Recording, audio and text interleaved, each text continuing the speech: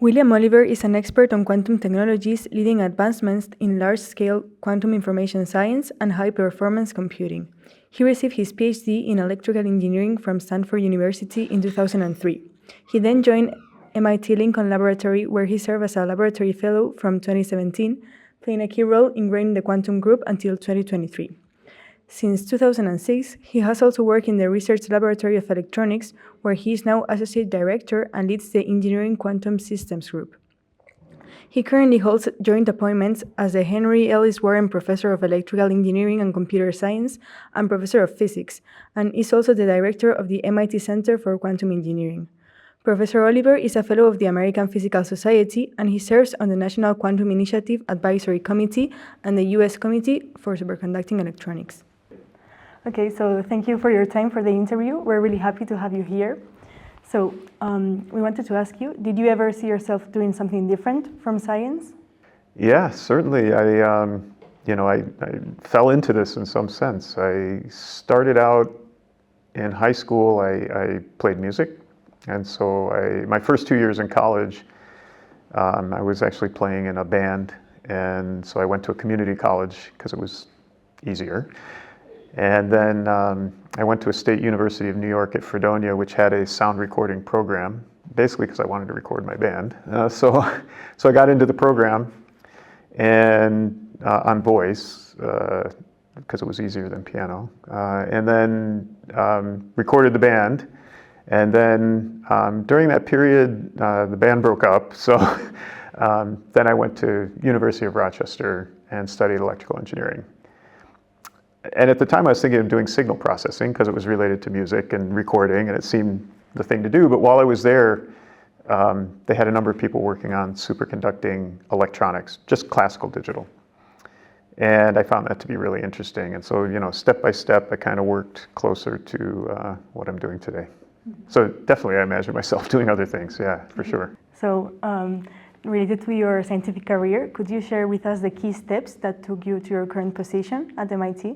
Yeah, I wish I could say that it was this smooth trajectory that, just went up in time, but it absolutely wasn't. I think that's the exception, right? That things just always go smoothly. So what I would say in my own case is just whatever I was doing at any time, I just gave it my all, right? I just worked hard and I followed what I enjoyed, my passion, right? And if I was curious about something, I went in and tried to do it. In my case, just by doing that, new doors opened up that I could go into and went to Stanford for my PhD. And when I was there, I was working on electron transport and two-dimensional electron gases, doing quantum optics with electrons. No practical application whatsoever. But I found it was super interesting, right? And I was very interested in quantum statistics, fermions versus bosons, this kind of thing.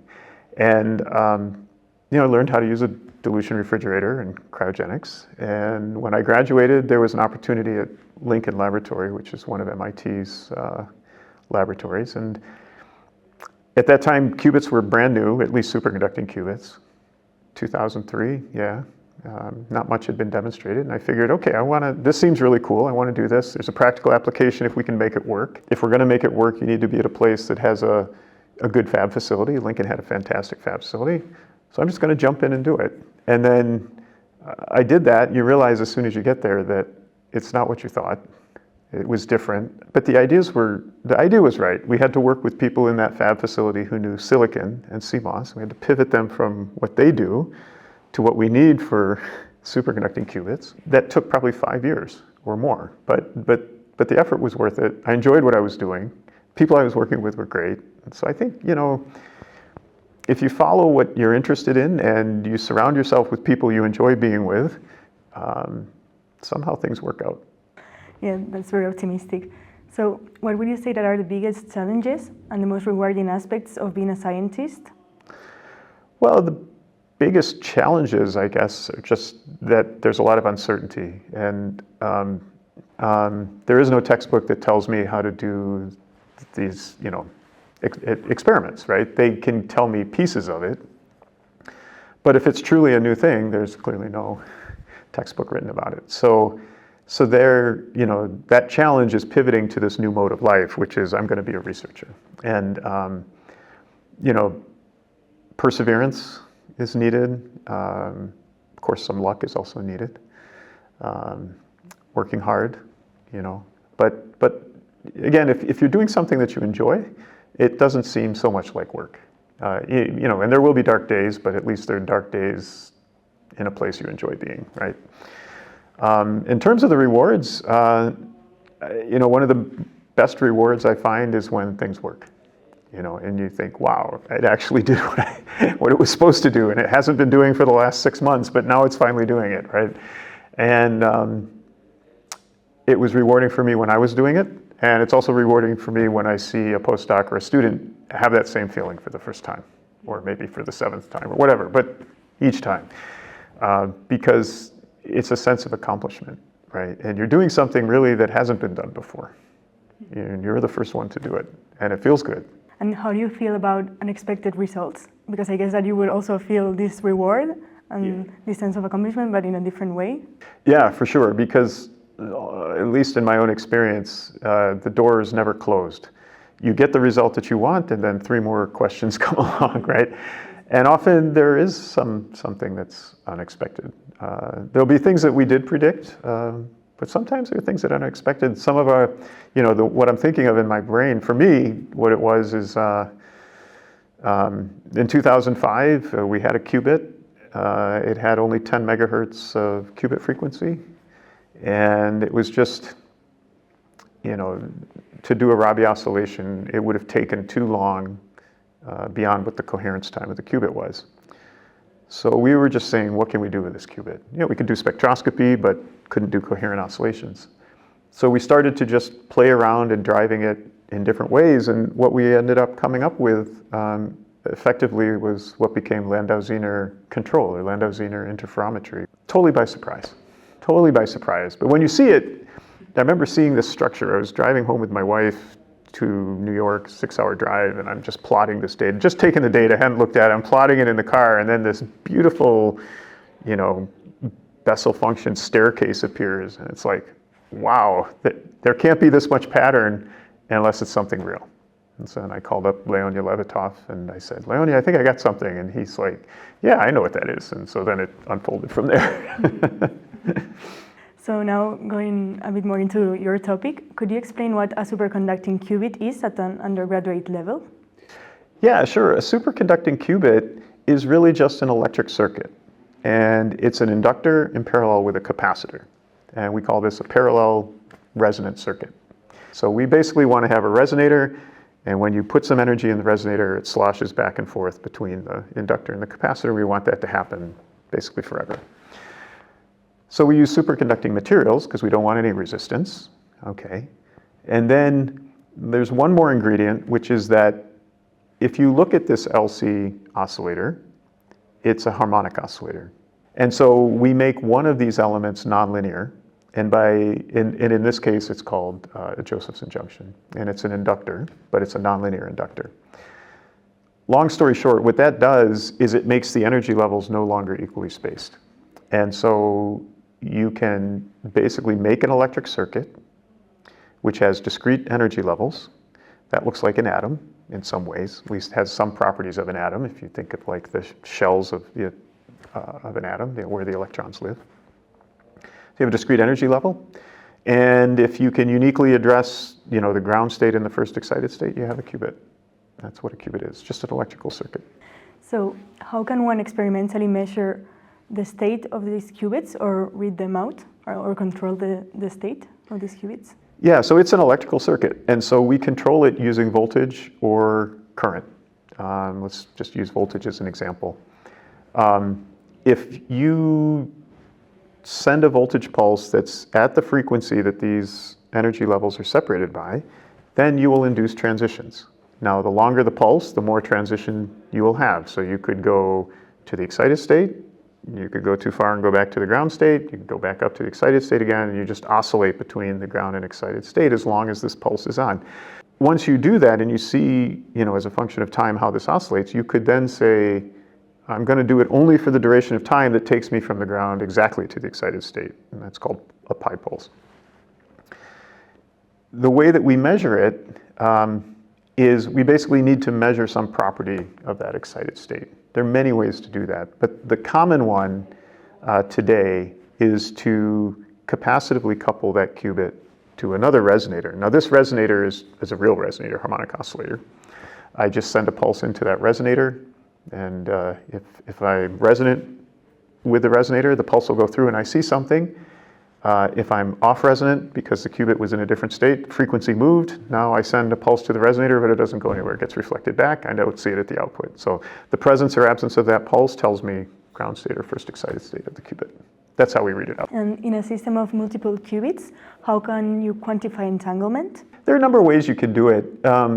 Usually we will do it with 2 qubits, to get started. 2-particle entanglement or Bell state entanglement is an entanglement that we know very, very well. And what entanglement is, of course, is correlations, quantum correlations between the state of qubit 1 and the state of qubit 2. And we can create a state where these two are entangled, meaning that the states are correlated in a quantum mechanical way.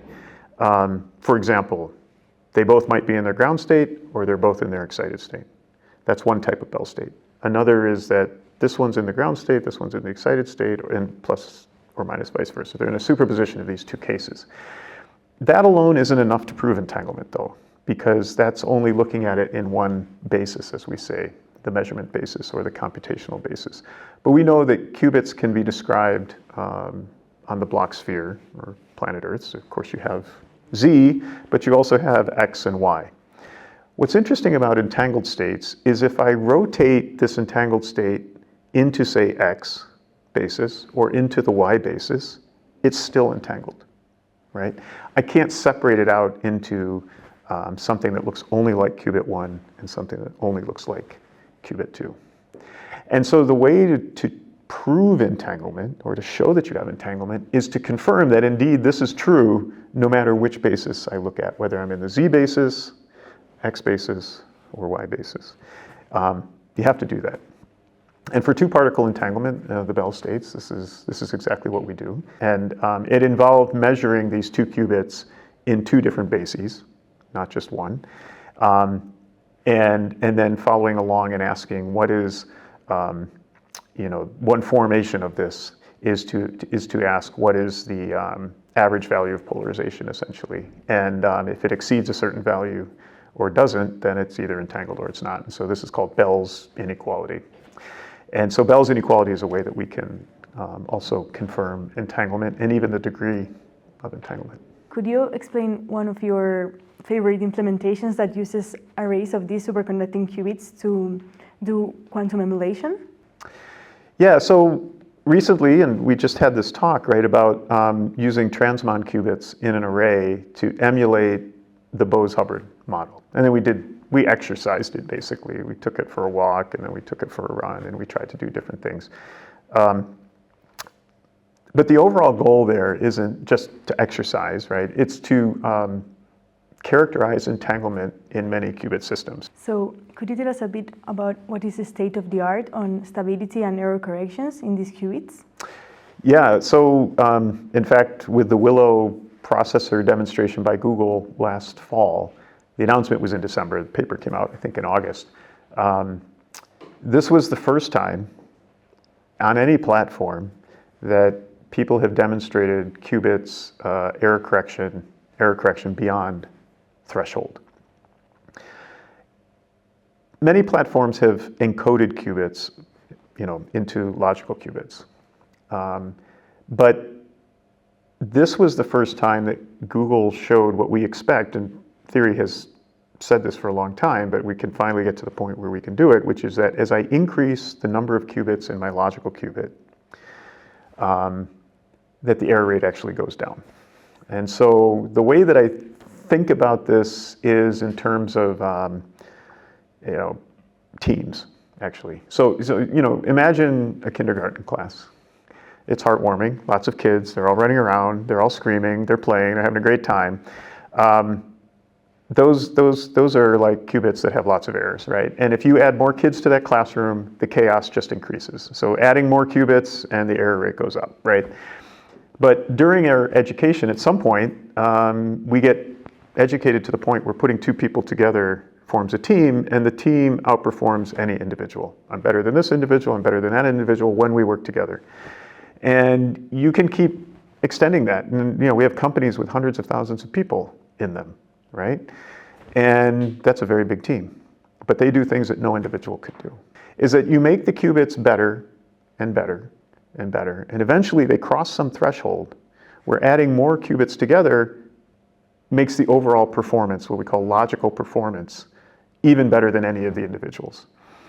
And if quantum computing is going to work, we need this to happen. We need to be able to add more qubits and have the error rates go down, right? Because we know we need more qubits.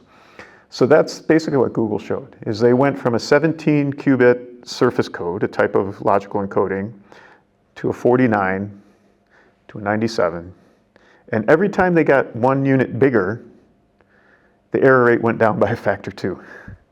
And then it went down by another factor 2, right?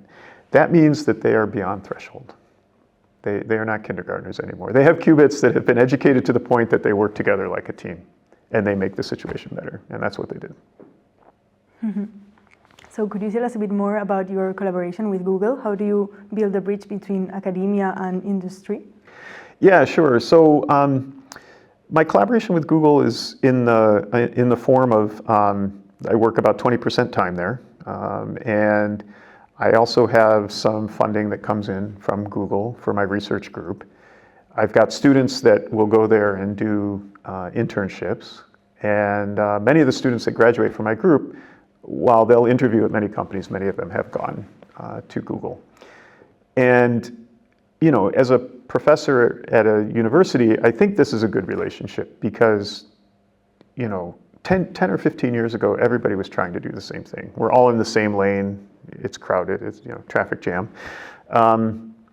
But now the companies are up at, say, 100 to 1,000 qubits. I'm not going to do that at a university. That sounds really hard. Very expensive, actually. But at the same time, these companies need workers, right? They need people who are well-trained, who come in and are able to do quantum experiments, right? And so that's the job of universities, to train people. But you need to train them on something real. It can't be too big a difference, or it's not going to train them for the right things. By keeping touch with industry, whether it's Google or AWS or IBM or Microsoft or whoever it is, right? Intel, we work with them, HRL. By working together with companies, we can help our students learn the things that they need to learn, do far-reaching experiments, but be ready to then join those companies and work in quantum computing. This year, 2025, has been established as the International Year for Quantum Technologies. Could you share your vision on the field in the next decade? What do you think is going to happen? Well, it's going to continue to evolve, for sure. So I can say a couple things. One is, Jensen Huang from NVIDIA just a couple weeks ago made a statement that everybody was, in our field at least, was upset about. I'm not, and I'll explain why in a moment. But he said, somebody asked him, when are we going to have a commercial quantum computer? And he said, well, earliest it'll be is 15 years, and the latest it'll be is 30 years. Something like that, I'm paraphrasing. And of course, all the quantum stocks are tanked, right? They went down 50% or something, because it's, oh my God, it's going to take so long. But I was like, wow, that's fantastic. The CEO of NVIDIA, excellent technologist, just said we're going to have a commercial quantum computer in 15 to 30 years. That's fantastic. Because if you had asked him 10 or 15 years ago, I think he would have said, yeah, we'll have that right after fusion, right? Like, it's never going to happen. And now this guy is saying it's going to happen in 15 to 30 years. I happen to agree with him. I think that's about the right time frame for it. Technology evolves. It doesn't just happen. You think about classical electronic computing last century. ENIAC was 1945, I believe. Built from vacuum tubes. Transistor was 1947 at Bell Labs. By the mid-50s, we started to see all transistor-based computers, but the transistors were soldered together, bipolar junction transistors. Integrated circuit was in the late 50s. It wasn't until the 1970s that Intel had a 4-bit processor on a chip. You would look at it and say, oh yeah, that's an integrated circuit. 1970s, that was 30 years after ENIAC. Okay, I remember using one of the first chips to have 1 million transistors called Pentium Pro. That was 1995, so another 25 years. And I'm sorry to say it, who's counting, but that's already 30 years ago. Here we are today, right, with billions and billions of transistors, GPUs, CPUs, XPUs, all sorts of processing units, right? Classical electronic computing unfolded over the better part of 100 years, right? And it wasn't that we had to wait until now to get something useful, right? It evolved over time. I think quantum computing will be the same way. When people say, when will we have a quantum computer? Well, we have them right now. They're just small. They've got 10 or 100 qubits. You know, you can test algorithms, but in general, they don't outperform classical computers yet. That's interesting, and it's also important because, you know, we do want to build quantum computers, and we want to have ways to understand the type of entanglement that's in there. I'm excited about that. I'm excited about building those arrays now out of fluxonium qubits, different type of qubit. But the fluxonium qubit has a very nice feature, which is it's got long coherence times, millisecond or longer. Very high fidelities, as we saw in the talk, single qubit fidelities at the 5 nines level, 2 qubit fidelities at 3 nines and a half. So really, really good fidelities. You know, this will be dated within 6 or 12 months, what I just said, and it'll be even higher, right? You know, the field is progressing very quickly. To finish the interview, what advice would you give to an undergraduate student who's hoping to pursue a career in research? You know, do what you enjoy. Study hard.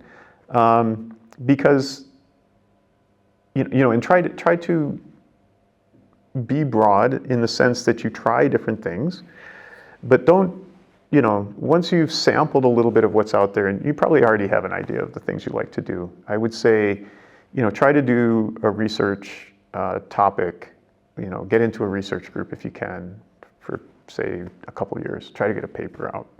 You want breadth, but you also want depth in something. And yeah, I would just say follow your passions, do what you like. There will be something out there for you, right? And there's always going to be dark days, right, when things aren't going that well.